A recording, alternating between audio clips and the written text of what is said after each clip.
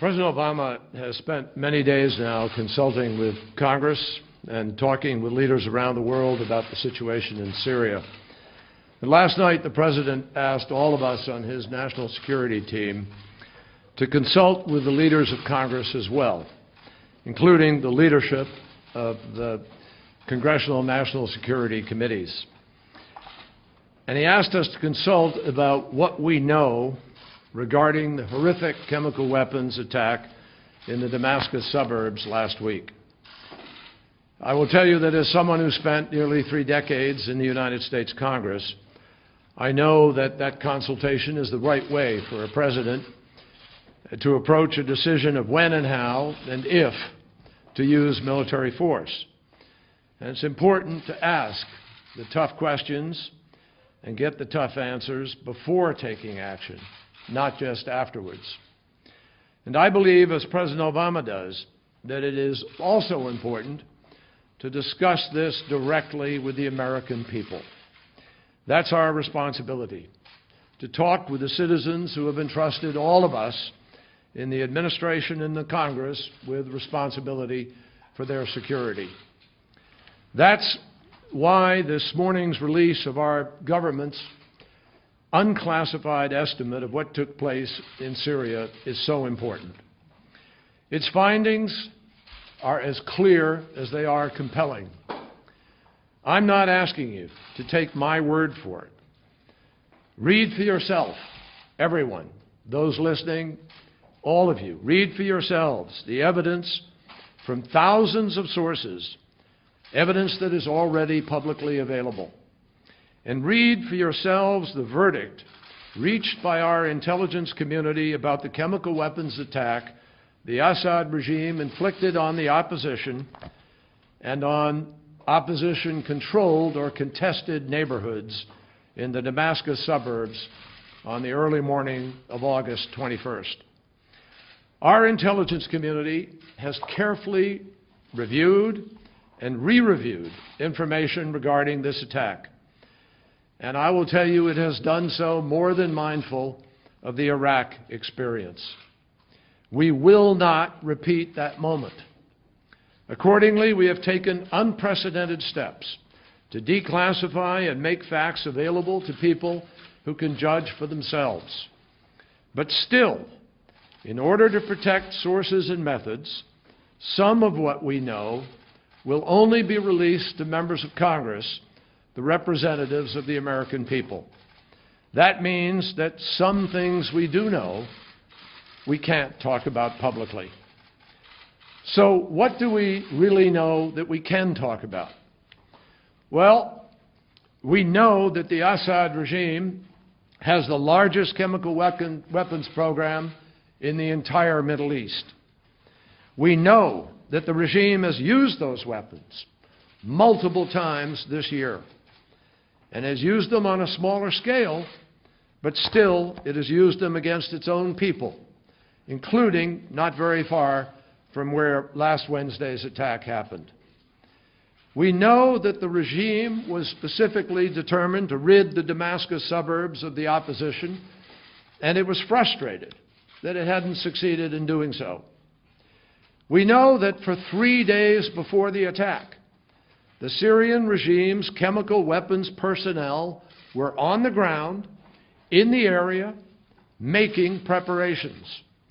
And we know that the Syrian regime elements were told to prepare for the attack by putting on gas masks and taking precautions associated with chemical weapons. We know that these were specific instructions. We know where the rockets were launched from and at what time. We know where they landed and when. We know rockets came only from regime-controlled areas and went only to opposition-controlled or contested neighborhoods. And we know, as does the world, that just 90 minutes later, all hell broke loose in the social media. With our own eyes, we have seen the thousands of reports from 11 separate sites in the Damascus suburbs. All of them show and report victims with breathing difficulties, people twitching with spasms, coughing, rapid heartbeats, foaming at the mouth, unconsciousness, and death. And we know it was ordinary Syrian citizens who reported all of these horrors. And just as important, we know what the doctors and the nurses who treated them didn't report. Not a scratch, not a shrapnel wound, not a cut, not a gunshot wound. We saw rows of dead lined up in burial shrouds, the white linen unstained by a single drop of blood. Instead of being tucked safely in their beds at home, we saw rows of children lying side by side, sprawled on a hospital floor, all of them dead from Assad's gas and surrounded by parents and grandparents who had suffered the same fate. The United States government now knows that at least 1,429 Syrians were killed in this attack, including at least 426 children. Even the first responders, the doctors, nurses, and medics who tried to save them, they became victims themselves. We saw them gasping for air, terrified that their own lives were in danger. This is the indiscriminate, inconceivable horror of chemical weapons. This is what Assad did to his own people. We also know many disturbing details about the aftermath. We know that a senior regime official who knew about the attack confirmed that chemical weapons were used by the regime, reviewed the impact, and actually was afraid that they would be discovered. We know this. And we know what they did next. I personally called the foreign minister of Syria and I said to him, if, as you say, your nation has nothing to hide, then let the United Nations in immediately and give the inspectors the unfettered access so they have the opportunity to tell your story. Instead, for 4 days, they shelled the neighborhood in order to destroy evidence, bombarding block after block at a rate 4 times higher than they had over the previous 10 days. And when the UN inspectors finally gained access, that access, as we now know, was restricted and controlled. In all of these things that I have listed, in all of these things that we know, all of them, the American intelligence community has high confidence. High confidence. This is common sense. This is evidence. These are facts. So the primary question is really no longer, what do we know? The question is, what are we collectively, what are we in the world going to do about it? As previous storms in history have gathered, when unspeakable crimes were within our power to stop them, we have been warned against the temptations of looking the other way. History is full of leaders who have warned against inaction, indifference, and especially against silence when it mattered most. Our choices then in history had great consequences, and our choice today has great consequences. It matters that nearly 100 years ago, in direct response to the utter horror and inhumanity of World War I, that the civilized world agreed that chemical weapons should never be used again. That was the world's resolve then. And that began nearly a century of effort to create a clear red line for the international community. It matters today that we are working as an international community to rid the world of the worst weapons. That's why we signed agreements like the START Treaty, the New START Treaty, the Chemical Weapons Convention, which more than 180 countries, including Iran, Iraq, and Lebanon, have signed on to. It matters to our security and the security of our allies. It matters to Israel It matters to our close friends, Jordan, Turkey, and Lebanon, all of whom live just a stiff breeze away from Damascus. It matters to all of them where the Syrian chemical weapons are, and if unchecked, they can cause even greater death and destruction to those friends. And it matters deeply to the credibility and the future interests of the United States of America and our allies. It matters because a lot of other countries whose policies challenge these international norms are watching. They are watching. They want to see whether the United States and our friends mean what we say. It is directly related to our credibility and whether countries still believe the United States when it says something. They are watching to see if Syria can get away with it, because then maybe they too can put the world at greater risk. And make no mistake, in an increasingly complicated world of sectarian and religious extremist violence, what we choose to do or not do matters in real ways to our own security. Some cite the risk of doing things, but we need to ask, what is the risk of doing nothing? It matters because if we choose to live in a world where a thug and a murderer like Bashar al-Assad can gas thousands of his own people with impunity, even after the United States and our allies said no, and then the world does nothing about it, there will be no end to the test of our resolve and the dangers that will flow from those others who believe that they can do as they will. This matters also beyond the limits of Syria's borders.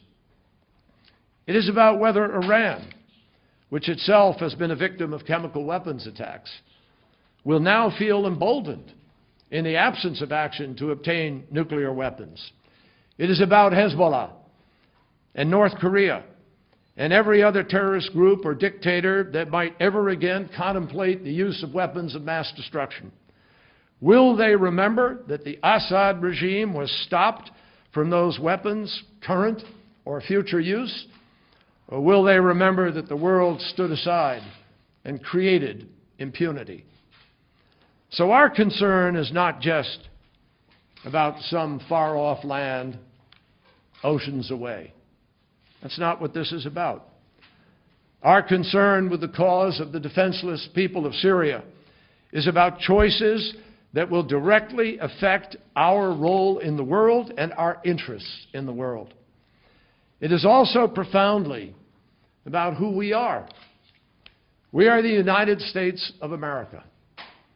We are the country that has tried, not always successfully, but always tried to honor a set of universal values around which we have organized our lives and our aspirations.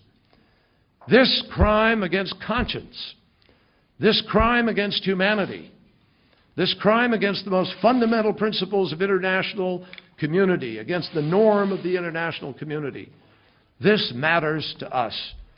And it matters to who we are, and it matters to leadership and to our credibility in the world. My friends, it matters here if nothing is done. It matters if the world speaks out in condemnation and then nothing happens. America should feel confident and gratified that we are not alone in our condemnation, and we are not alone in our will to do something about it and to act. The world is speaking out, and many friends stand ready to respond. The Arab League pledged, quote, to hold the Syrian regime fully responsible for this crime. The Organization for Islamic Cooperation condemned the regime and said we needed, quote, to hold the Syrian government legally and morally accountable for this heinous crime. Turkey said there is no doubt that the regime is responsible.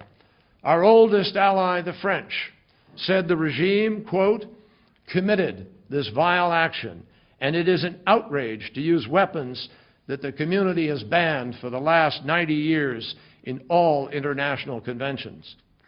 The Australian Prime Minister said he didn't want history to record that we were, quote, a party to turning such a blind eye. So now that we know what we know, the question we must all be asking is, what will we do? Let me emphasize, President Obama, we in the United States, we believe in the United Nations. And we have great respect for the brave inspectors who endured regime, gunfire, and obstructions to their investigation. But as Ban Ki-moon, the Secretary General, has said again and again, the UN investigation will not affirm who used these chemical weapons. That is not the mandate of the UN investigation. They will only affirm whether such weapons were used. By the definition of their own mandate, the UN can't tell us anything that we haven't shared with you this afternoon or that we don't already know. And because of the guaranteed Russian obstructionism of any action through the UN Security Council, the UN cannot galvanize the world to act as it should. So let me be clear. We will continue talking to the Congress, talking to our allies, and most importantly, talking to the American people. President Obama will ensure that the United States of America makes our own decisions on our own timelines, based on our values and our interests. Now, we know that after a decade of conflict, the American people are tired of war. Believe me, I am too. But fatigue does not absolve us of our responsibility. Just longing for peace does not necessarily bring it about. And history would judge us all extraordinarily harshly if we turned a blind eye to a dictator's wanton use of weapons of mass destruction against all warnings, against all common understanding of decency. These things we do know. We also know that we have a president who does what he says that he will do. And he has said very clearly that whatever decision he makes in Syria, it will bear no resemblance to Afghanistan, Iraq, or even Libya. It will not involve any boots on the ground. It will not be open-ended, and it will not assume responsibility for a civil war that is already well underway. The President has been clear. Any action that he might decide to take will be limited and tailored response to ensure that a despot's brutal and flagrant use of chemical weapons is held accountable.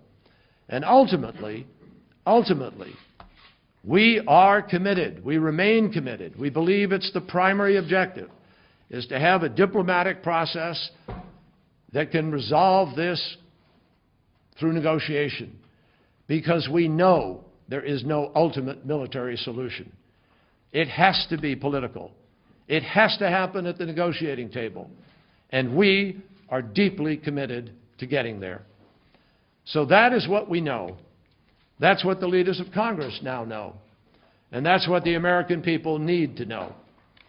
And that is at the core of the decisions that must now be made for the security of our country and for the promise of a planet where the world's most heinous weapons must never again be used against the world's most vulnerable people. Thank you very much.